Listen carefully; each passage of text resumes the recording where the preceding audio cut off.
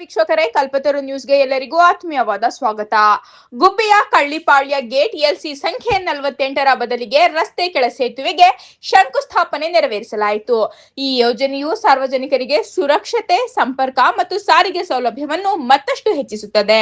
ಈ ಸಂದರ್ಭದಲ್ಲಿ ಶಾಸಕರಾದ ಶ್ರೀ ಎಸ್.ಆರ್. ಶ್ರೀನಿವಾಸ್ ರವರು, ಬಿಜೆಪಿ ಜಿಲ್ಲಾಧ್ಯಕ್ಷರಾದ ಶ್ರೀ ರವಿ ಹೆಬ್ಬಾರ್ ರವರು, ರೈಲ್ವೆ ಅಧಿಕಾರಿಗಳಾದ ಶ್ರೀ ಪ್ರವೀಣ್ ಕುಮಾರ್ ಅವರು ಸೇರಿದಂತೆ ಪ್ರಮುಖ ನಾಯಕರು ಹಾಗೂ ಸಾರ್ವಜನಿಕರು ಉಪಸ್ಥಿತರಿದ್ದರು. ವರದಿ ಇಂದ್ರಕುಮಾರ್ ಡಿಕೆ, ಕಲ್ಪತರು ನ್ಯೂಸ್, ತುಮಕೂರು. ಇದನ್ನ ಕರ್ನಾಟಕದಲ್ಲಿ ಎಷ್ಟಿದೆ ಅಂತ ಅಂದ್ರೆ ಈಗಾಗಲೇ ಸುಮಾರು 6,89,620 ಜನ ಐಡೆಂಟಿ ಆದ್ರು.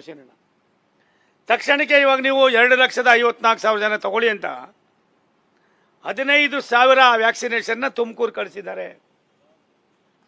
15,000 ವ್ಯಾಕ್ಸಿನ್, ಒಂದು ವ್ಯಾಕ್ಸಿನು 5,000 ರೂಪಾಯಿ. 5,000 ರೂಪಾಯಿ ಎಷ್ಟಿದಣ್ಣ ಯಾರಿಗೂ ಗೊತ್ತಿಲ್ಲ. ನಾನು ಇವತ್ತು ಅಲ್ಲಿ ಬಂದ ಮೇಲೆ ಛತ್ತೀಸ್ಗಢದಲ್ಲಿ ಇದಾದ್ಮೇಲೆ ಆ DHO ಚಂದ್ರಶೇಖರ್ಗೆ ನಾನು ಫೋನ್ ಮಾಡಿದೆ. ಏಪ್ಪ, ನಾನು ಛತ್ತೀಸ್ಗಢದಲ್ಲಿ ಇದ್ದೀನಿ, ಇಲ್ಲಿ ಸಾವಿರಾರು ಜನ ಮಕ್ಕಳಿಗೆ ವ್ಯಾಕ್ಸಿನ್ ಮಾಡ್ತಾ ಇದ್ದಾರೆ, ನೀವೇನು ಮಾಡ್ತಾ ಇದ್ದೀರಿ? ನಮ್ಮಲ್ಲೂ ಬಂದಿದೆ ಸರ್, ಯಾರ್ಯಾರಿಗೂ ವಹಿಸಿದ್ದೀವಿ ಸರ್ ಅಂತ. ದುರಂತ ಬೇಜಾರಾಯ್ತದೆ. ಸ್ವತಂತ್ರ ಬಂದು ಇಷ್ಟು ವರ್ಷ ಆದರೂ ಕೂಡ ದೇವ್ರು ಕೊಟ್ಟರು ಪೂಜಾರಿ ಕೊಡೋಲ್ಲ ಅನ್ನೋದಕ್ಕೆ ಎಷ್ಟು ಮಟ್ಟಿಗೆ ನೋವಾಯಿತು ಅಂದರೆ, ನಾನು ಅಷ್ಟಕ್ಕೆ ಬಿಡಲಿಲ್ಲ. ಅದಾದಮೇಲೆ ನಾನು ಇವತ್ತು ಬಂದು ಅಲ್ಲಿ ನಮ್ಮ ಸುರೇಶ್ ಗೌಡ್ರ ಕ್ಷೇತ್ರದಲ್ಲಿ, ನಿಮ್ಮ ಕ್ಷೇತ್ರದಲ್ಲೂ ಕೂಡ ಒಂದು ಕಡೆ ಇಟ್ಟು ಮಾಡ್ರಿ ಅಂದರೆ ಈ ನಿಮಿಷಕ್ಕೂ ನಿಮಗೂ ಹೇಳಿಲ್ಲ, ನಮಗೂ ಹೇಳಿಲ್ಲ, ಸುರೇಶ್ ಗೌಡ್ರಿಗೂ ಹೇಳಿಲ್ಲ, CAOಗೆ ಹೇಳಿಲ್ಲ. ಇದು ಎಷ್ಟು ಮಟ್ಟಿಗೆ ಸರಿ? ಭಾರತ ಸರ್ಕಾರ, ಕೇಂದ್ರ ಸರ್ಕಾರ, ರಾಜ್ಯ ಸರ್ಕಾರ ಒಂದು ನಾಣ್ಯದ ಎರಡು ಮುಖಗಳ ಕೆಲಸ ಮಾಡಿದ್ರೆ ಮಾತ್ರ ಸೀನಣ್ಣ. ನೀವೇನೋ ದುಡ್ಡು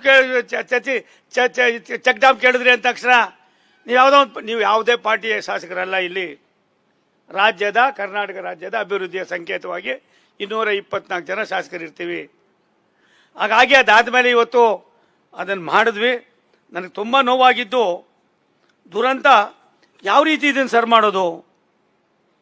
ಕರ್ನಾಟಕದಲ್ಲಿ ಸಿರಣ ಸುಮಾರು 21ರಲ್ಲಿ 5,000 ಪ್ರಕರಣಗಳು ಕ್ಯಾನ್ಸರ್ ಆಗಿರ್ತಕ್ಕಂಥದ್ದು ಮಕ್ಕಳಿಗೆ.